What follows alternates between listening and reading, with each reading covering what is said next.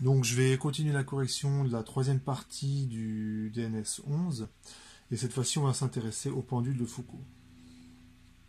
Ce pendule met en évidence que le référentiel terrestre n'est pas galiléen. En particulier, ce qu'on met en évidence, c'est la rotation de la Terre.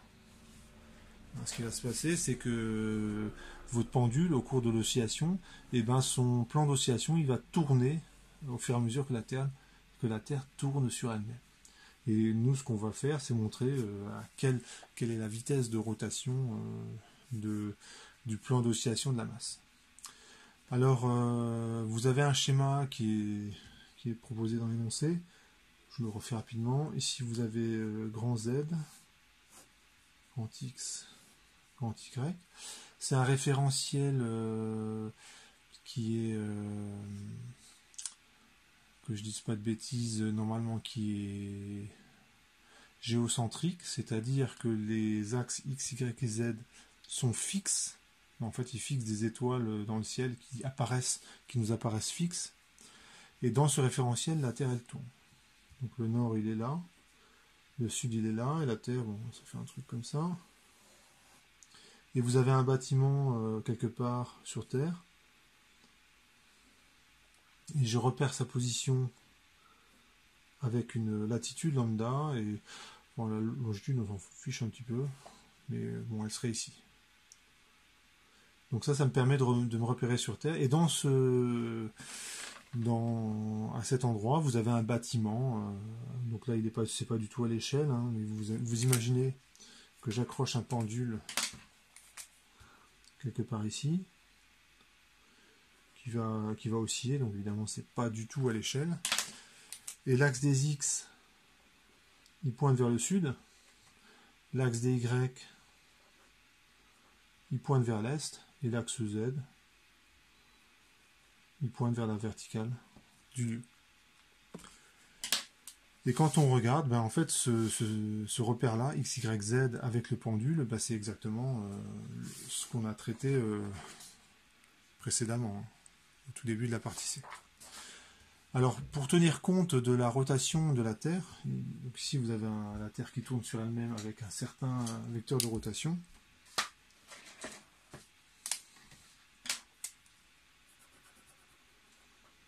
Qui est comme ceci.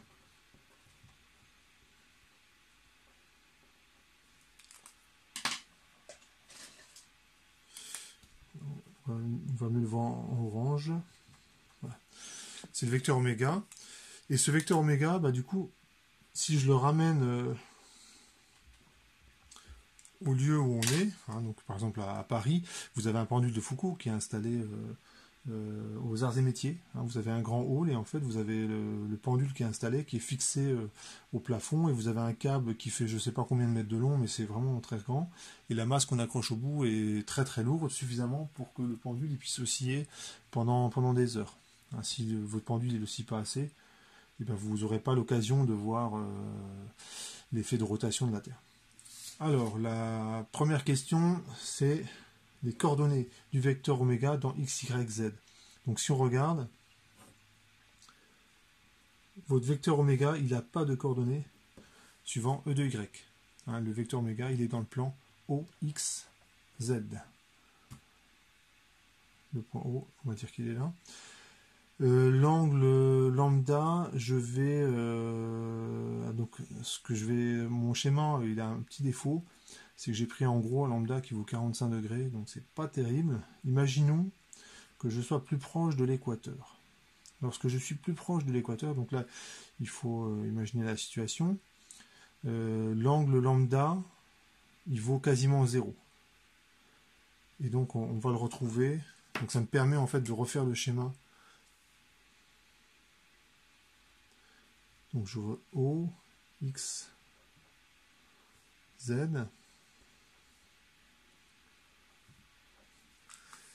Et le vecteur oméga, donc j'ai pris un lambda qui est assez petit. Et si je prends un lambda assez petit, ça fera un oméga qui serait comme ça. Alors pourquoi je prends un oméga assez petit? C'est pour faire la différence entre le sinus et le cosinus. L'angle lambda, je vais le retrouver ici. Hein, donc la coupe que j'ai faite de mon schéma, elle est là. J'ai fait une coupe dans ce plan-là, dans le plan OXZ. Et j'ai choisi un lambda petit, hein, donc c'est pas comme sur le schéma, donc je dois être très proche de l'équateur. Et lorsque je suis très proche de l'équateur, l'axe des X, il pointe vers le sud, et le vecteur oméga pointe plutôt vers le nord. Et bien il y a juste à écrire, donc ça fait moins oméga, cosinus lambda, suivant E de X, et suivant Z, c'est oméga, sinus de lambda. Voilà pour le vecteur oméga, ses coordonnées.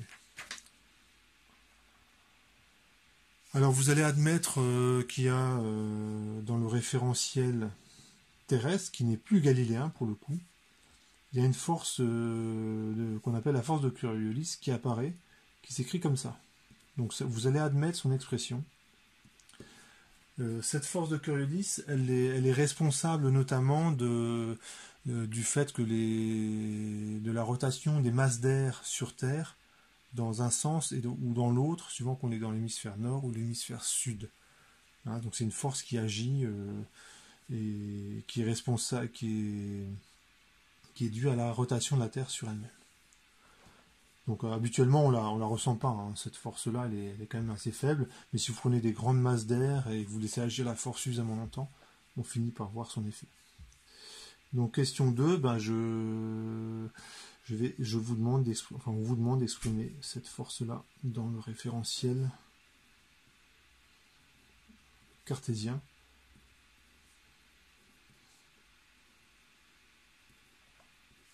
Donc ça ne présente pas de difficultés particulières, surtout en cartésienne. Hein. La vitesse en cartésienne, c'est tout simple. Le vecteur oméga, bah, si vous n'êtes pas planté à la question d'avant, c'est bon. Alors, je calcule le produit vectoriel. Suivant x, je vais avoir quoi? C'est ça, moins, donc ça fait moins oméga sinus lambda y point. Suivant, alors z point, je vais dire que ça vaut 0. Hein. Je vous rappelle qu'on est toujours en train d'étudier un pendule qui fait des petites oscillations. Et donc le z, il est quasiment constant, et donc z point est nul. Je vais l'écrire, mais je vais m'empresser de dire que c'est négligeable. Suivant y, ça fait oméga sinus lambda x point moins z point oméga. Donc avec le moins, donc ça fait un plus cosinus lambda. Ça c'est suivant e de y, ça c'est suivant e de x. Et ce terme-là, moi je le dis tout de suite,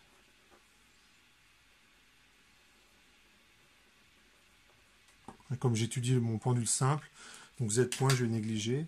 Et enfin le dernier terme, ça fait moins oméga cosinus lambda y point. Et ça c'est suivant e de z. Donc la force de Coriolis, quand je remets tout bien, ça fait le oméga je le sors, donc ça fait 2m oméga sinus lambda y point sinus lambda x point.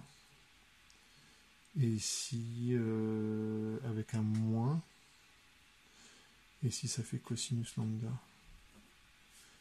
y point. Alors comme les résultats ils sont donnés au fur et à mesure dans l'énoncé, on va jeter un œil. A priori, j'ai pas fait d'erreur. Donc à la question 3, j'applique le PFD. Donc j'applique le PFD dans un référentiel terrestre qui n'est pas galiléen.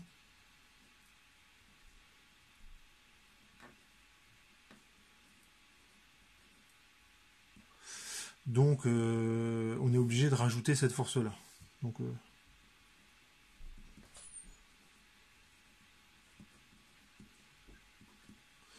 ça, je vous fais pas un cours sur le référentiel non galiléen, il suffit de rajouter la force de Coriolis et c'est bon, on fait comme d'hab. Donc c'est MA, c'est égal, le bilan des forces est le même que précédemment. C'est comme un pendule simple, donc il y a le poids, la tension du fil et la force de Coriolis. Je projette, ça donne quoi? Mx seconde, My seconde, Mz seconde. Ça vaut quoi? Ça vaut le poids, ça vaut 0, 0, moins mg. La tension du fil, c'est la même chose, on l'a fait tout à l'heure. Ça fait moins kx,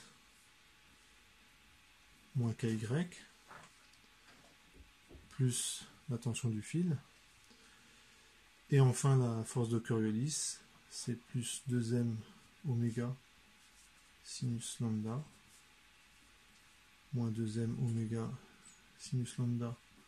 Ici, c'est y point, là, c'est x point, et plus 2m oméga cosinus lambda y point. Donc on vérifie dans... Oups, là... Comme ça, vous voyez l'équation. Alors, normalement, donc ça c'est bon. 2m oméga avec y sinus, sinus x point, cosinus y point, donc c'est bon. Je trouve la bonne expression pour la question 3. Et ensuite, bien sûr, je ne vais garder que ces équations-là. Puisque suivant z, il ne se passe pas grand-chose. Je ne m'intéresse pas à la troisième équation. Et je vais simplement faire un petit jeu de réécriture. Je dis que oméga 0, c'est racine de k sur m, et oméga, c'est oméga sinus, grand oméga sinus lambda. Et donc, ça donne x seconde, plus oméga 0 carré x, c'est égal oméga, ça fait 2 oméga y point, y seconde plus oméga 0 carré y, c'est égal à moins 2 oméga x point.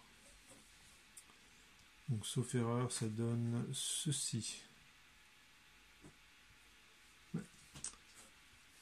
Donc, rien de bien compliqué. Hein. Donc, question 5.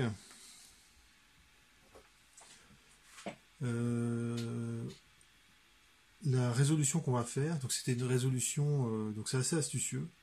On pose z égale à x plus i, y. I c'est le complexe, tel que i carré ça vaut moins 1. Alors habituellement on note j, mais ici dans l'énoncé, il est noté i. Si vous faites ça, en fait, on va montrer que z vérifie une équation différentielle du second degré, un coefficient constant. Et on va pouvoir la résoudre. Et alors pourquoi on fait ça? Parce qu'on a des équations couplées. Et quand on a des équations couplées, c'est a priori compliqué. C'est a priori compliqué. Pourquoi? Parce que si je veux connaître x, il faut que je connaisse y. Et si je veux connaître y, il faut que je connaisse x. Et donc, quand vous travaillez comme ça, c'est le serpent qui se mord la queue, on ne s'en sort pas. Et donc, ça, c'est une astuce pour pour résoudre ce problème. En plus, l'énorme avantage, c'est que la fixe z, vous donne directement la position de la masse. C'est-à-dire que la trajectoire du complexe z, c'est la trajectoire de la masse dans le plan complexe. Donc, au niveau de l'interprétation, il y a très peu de travail à faire. Vous avez directement la trajectoire. Donc c'est parti, je fais z seconde, ça vaut quoi? Z seconde c'est x seconde plus y seconde. Mais x seconde ça vaut ceci, d'après les questions précédentes. Et y seconde, ça vaut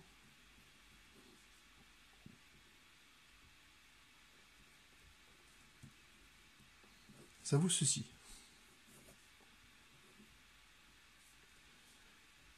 Et quand vous écrivez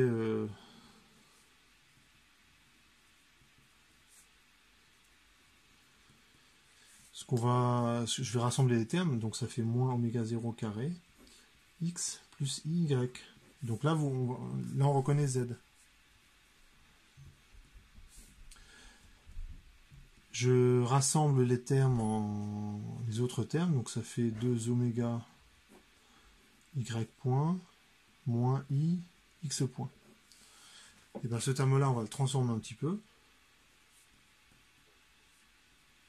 Donc je vais le terme en moins oméga 0 carré z, je le passe de l'autre côté de l'égalité, donc c'est pour ça qu'il y a un plus. Et ici, je vais mettre moins i en facteur. Ou si vous préférez, je vais peut-être le faire différemment. Ouais, non, c'est pas la peine. Ça fait x point plus y point. On vérifie que ça marche bien. Comment on vérifie?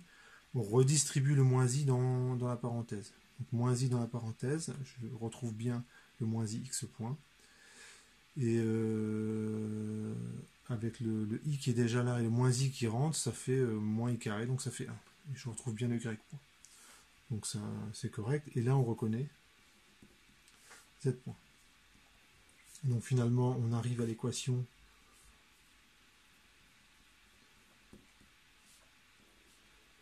qui est proposée dans l'énoncé, hein, vérifié par z. C'est z seconde plus 2i oméga z point plus oméga 0 carré z égale à 0. Et on va faire apparaître, et on va résoudre cette équation différentielle. Donc le fait qu'il y ait des coefficients complexes, on va même pas, on s'en fiche, et on va la résoudre normalement. Enfin, on pourrait le montrer hein, rigoureusement que la méthode habituelle avec des coefficients réels fonctionne tout aussi bien avec des coefficients complexes. Donc l'équation caractéristique,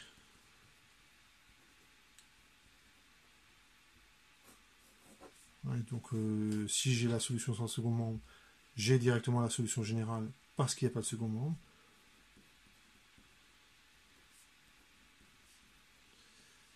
Voilà, l'équation caractéristique, elle est là.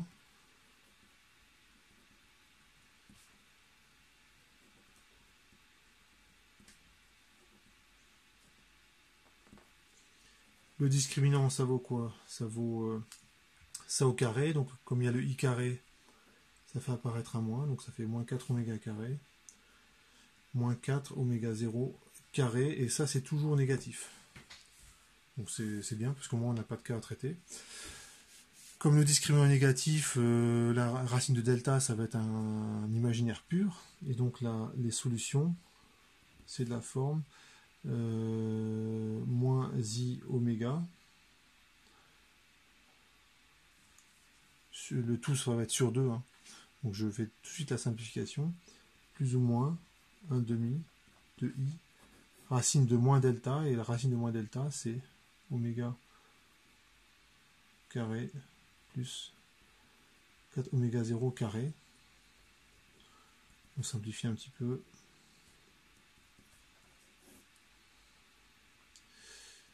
Donc il y a le i oméga carré plus oméga 0 carré. Et ce qu'on vous dit dans l'énoncé, et ce qui est très bien vérifié en vrai, c'est que votre pendule, il va osciller, et c'est beaucoup plus grand que oméga. Oméga, en gros, ça va être lié à la rotation de la Terre.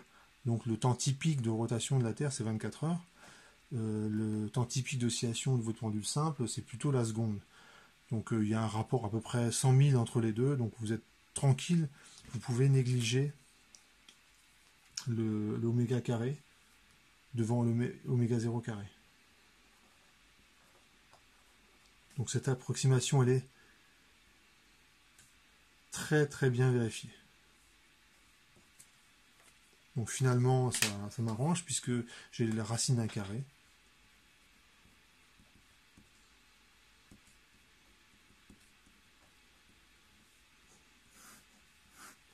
Et j'ai cette simplification-là.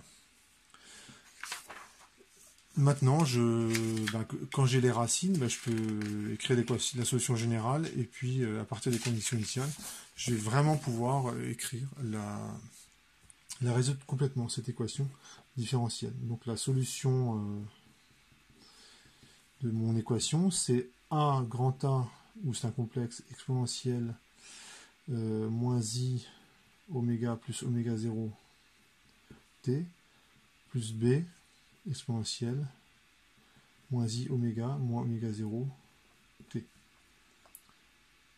C'est un petit peu... Ouais, bon, dans l'énoncé, le moins, il est rentré dans la parenthèse, c'est pas grave. Donc ça, c'est la solution sans second membre, et comme il n'y a pas de second membre, bah, c'est aussi la solution générale. Ça, c'est la question 7. Voilà, je numérote mal mes questions. Ça, c'est la question 8, et je suis en train de faire la question 9. Donc la question 9, les conditions initiales, c'est x0, x point de 0, on va prendre 0, y de 0, c'est 0, et y point de 0, c'est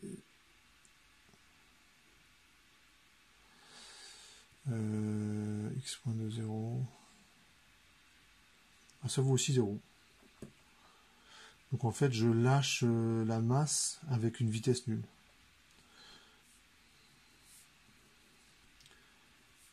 Donc j'en déduis que z de 0, donc c'est x de 0 plus y de 0, ce n'est rien d'autre que x0. Z point de 0, c'est x point de 0 plus y point de 0, bah ça vaut 0.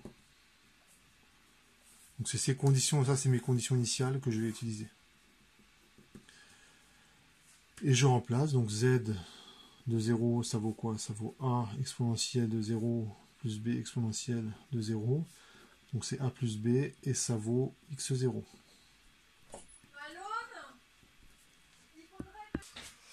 Alors, je dérive z par rapport au temps, et ça donne moins i oméga plus oméga 0, a exponentielle moins i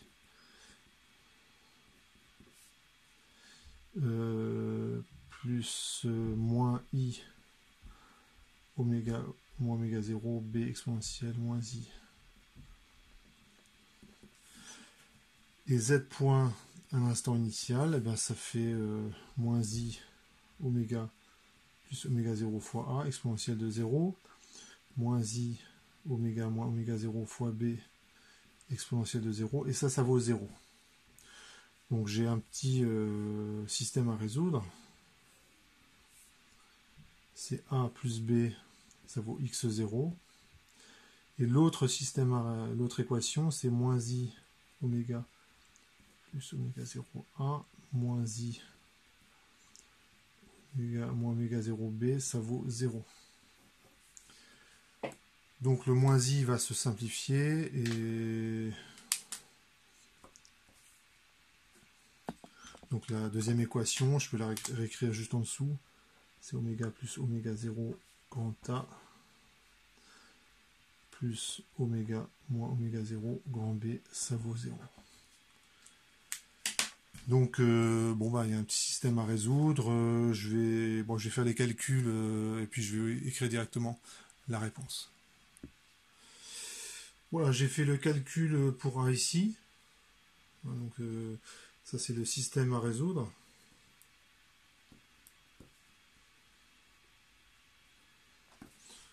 Donc j'ai fait le calcul pour A, donc j'ai son expression qui est ici. Donc j'en déduis du coup l'expression de B qui va, alors comme la somme ça doit faire x0, bah, je fais x0 sur 2, 1 plus oméga sur oméga 0. Donc je vous laisse faire le calcul. Sauf erreur, ça donne ce truc-là. Ouais. Et donc j'ai l'expression de z, et je peux vérifier que c'est exactement celle qui est donnée par l'énoncé. Hein. Je mets en facteur x0 sur 2 oméga 0, oméga 0 plus oméga exponentielle. Donc le exponentielle i oméga 0 moins oméga, ça correspond à ce terme-là. Donc c'est lorsque je distribue le moins dans la parenthèse, c'est bien oméga 0 moins oméga. Donc c'est ce qui est... Donc je le réécris comme c'est dans l'énoncé, mais je vérifie quand même que c'est correct ce que j'ai fait. Et ici, on a moins oméga 0 moins oméga 2t. Voilà. Donc cette notation complexe, elle est quand même assez pratique parce qu'on vient de résoudre un problème qui n'est pas si simple que ça, et en complexe, ça se fait bien. C'est pas trop compliqué. Maintenant, on va interpréter le résultat qu'on a obtenu, parce que là, pour l'instant, c'est pas très parlant. Question 10. Voilà, donc c'est l'interprétation de cette formule. On fait une petite réécriture. Ce que je remarque, c'est que il y a un terme qui est le même. Ici, exponentielle moins i oméga t, hein, exponentielle moins i oméga t, qui est également ici. Donc je peux le mettre en facteur. Donc ça fait x0 sur d'oméga 0, exponentielle moins i oméga t.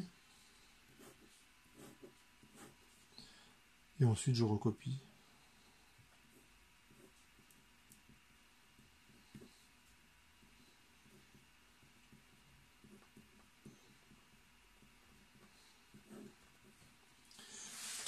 Et on peut interpréter ce résultat. Quand je regarde que cette partie-là, on a un truc qui est aussi. Si je regarde que la partie qui est ici,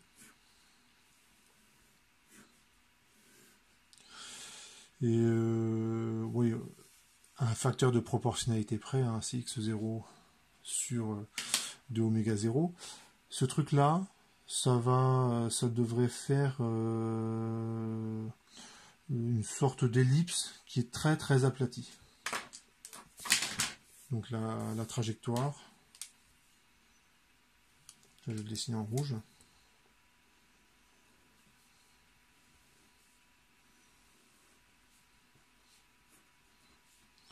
Donc ça c'est la partie réelle, imaginaire. Et la trajectoire, ça va être un truc très très aplati.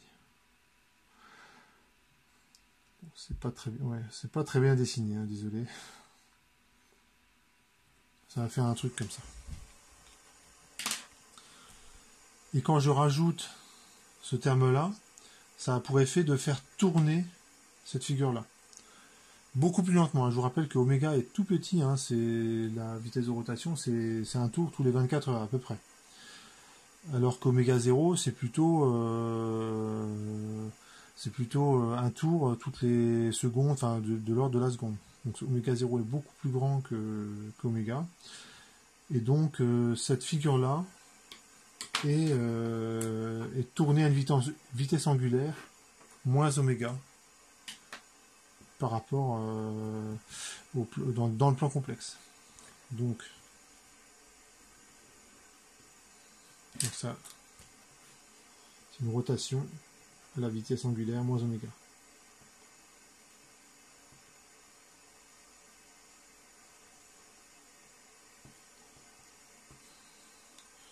Donc la trajectoire réelle, ça va être ça. C'est ça que vous pouvez observer si vous êtes patient, hein, c'est assez long. Ça va donner un truc comme ça. Donc votre pendule il fait ça. Donc ça fait une sorte d'ellipse. Donc là j'exagère énormément la précession de l'axe. Hein. Je vous rappelle qu'oméga est tout petit. Donc en vrai vous n'observeriez pas ça. Il faudrait rester plusieurs heures pour vraiment voir le système tourner.